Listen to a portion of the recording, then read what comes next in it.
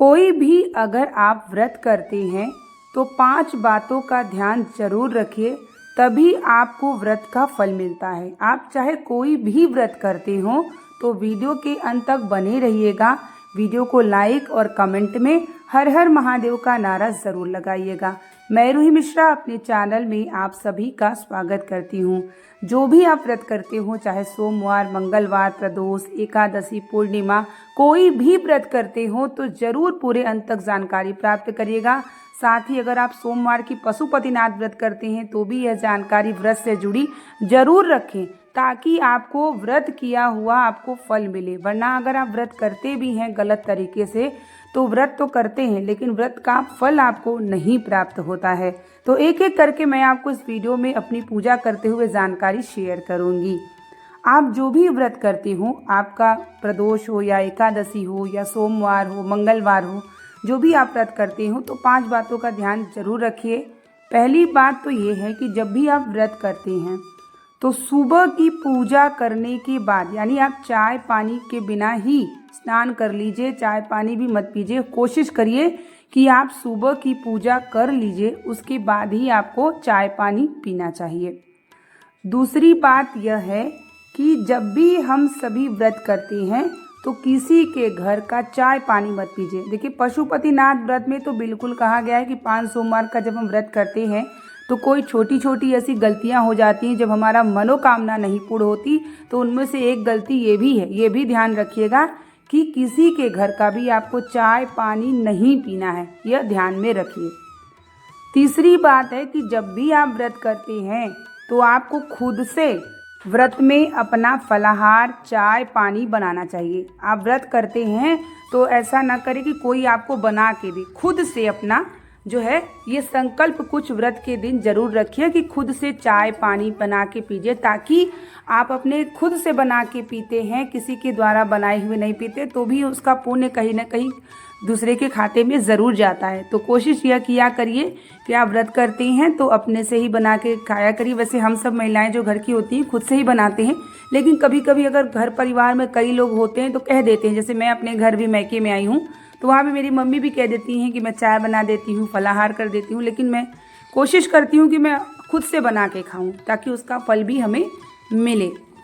चौथी बात यह है कि जब भी हम कोई व्रत करते हैं, चाहे सोमवार की करते हो, पशुपतिनाथ या एकादशी, कोई भी करते हो व्रत, तो पूजा की थाली आपको स्वयं तैयार करना चाहिए, किसी से कोई मदद नहीं लेनी चाहिए।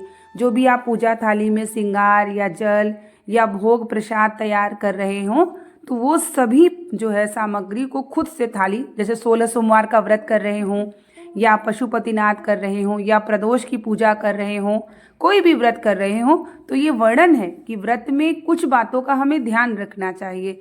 तो आपको अपनी पूजा की थाली स्वयं तैयार करना चाहिए ताकि पूजा और व्रत का फल आपको मिले। 5वीं यह जानकारी है कि आगे और भी आपको छोटी छोटी जानकारी मिलेगी। यहाँ पर मेरा प्रदोष व्रत भी है, साथ में मेरा जो है पूजा वगैरह जो भी था चल रहा था, उसी में मैं आपको जानकारी शेयर कर रही हूँ। 5वीं बात यह है कि व्रत के दौरान किसी से हमें अपना चरण स्पर्श नहीं कराना चाहिए, यानी अपने पैरों को नहीं छूने देना चाहिए कि हमारा कोई पैर छुए, या क्योंकि आप व्रत करते हैं, अपने पुण्य को बढ़ाते हैं, तो इसीलिए व्रत के दौरान अपने चरणों को, यानी अपने पैरों को किसी को मत दिया करिए कि आपका कोई चरण स्पर्श करे पैर। तो ये आप बिल्कुल ध्यान में रखा करिए। 5 बातों तो आपको ध्यान में रखना ही है। साथ में आपको यह भी ध्यान में रखना है कि जब आप व्रत करते हैं तो जितना हो सके आपको अपने मन ही मन भगवान का नाम जप करते रहना चाहिए। और कोशिश करिए कि किसी के बारे में निंदा ना सुनिए, ना करिए, ना चुगली करिए, बुराई करिए। इन सभी इंद्रियों पर भी हमें कंट्रोल करना चाहिए। हम व्रत करते हैं तो ज़रूरी नहीं कि आप व्रत करिए और उसके बाद आप जो है दिन भर फालतू बातें करिए किसी के बारे में। क्रोध, अपने आप को क्रोध से भी हमें बचाना चाहिए, क्योंकि जब क्रोध आता है तो वही हमारे पुण्य को क्षीण करता है। और शरीर में देखिए कुछ न कुछ ऐसे होते हैं घर परिवार में, जो बच्चे भी गुस्सा कर देते हैं या कोई भी चीज़ें ऐसी होती हैं जो हम लोगों को बड़ा मुश्किल होता है। तो हमें प्रयास तो करना ही चाहिए कि उस दिन क्रोध ना आए और अशब्द ना बोलें, किसी को अपने वजह से किसी को दुख ना पहुंचाएं। ये सभी चीज़ें हमें व्रत के दौरान जरूर में ध्यान में रखना चाहिए, ताकि आपका जो व्रत हो पूर्णतः फलित हो, आपके व्रत का आपको फल मिले। तो इसीलिए व्रत के दौरान हमें इन सब चीज़ों का ध्यान में ज़रूर रखना चाहिए। साथ ही जब आप व्रत करते हैं तो दिन भर हमें खाते भी नहीं रहना चाहिए। व्रत में सिर्फ 2 समय आप खाइए, जैसे आप सुबह की पूजा कर लीजिए तब खा लीजिए, और शाम की पूजा करें तब आप अपना फलाहार लें। फलाहार करते समय चप्पल वगैरह नहीं पहन के खाना चाहिए, और फलाहार जो है साफ स्वच्छता का हमें ध्यान रखना चाहिए।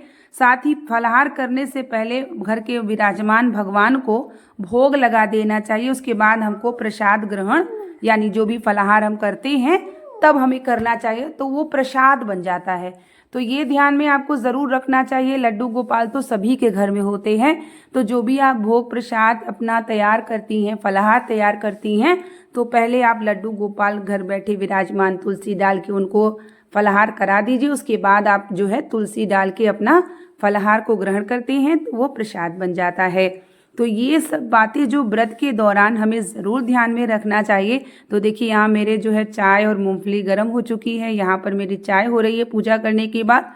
तो ये सब चीज़ों को अगर आप ध्यान रखते हैं तो आपका व्रत सफल होता है, व्रत का फल मिलता है। मनोकामना के लिए अगर आप व्रत कर रहे हो, चाहे 16 सोमवार, चाहे 5 पशुपतिनाथ, चाहे प्रदोष, आपको व्रत का फल भी मिलता है, मनोकामनाएं भी पूर्ण होती है।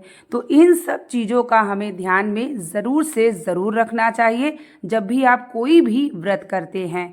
तो उम्मीद करेंगे कि वीडियो आपके लिए काफ़ी हेल्पफुल रही होगी। तो मिलते हैं एक नई वीडियो और एक नई जानकारी के साथ। तब तक के लिए आप सभी को श्री शिवाय नमस्तुभ्यम।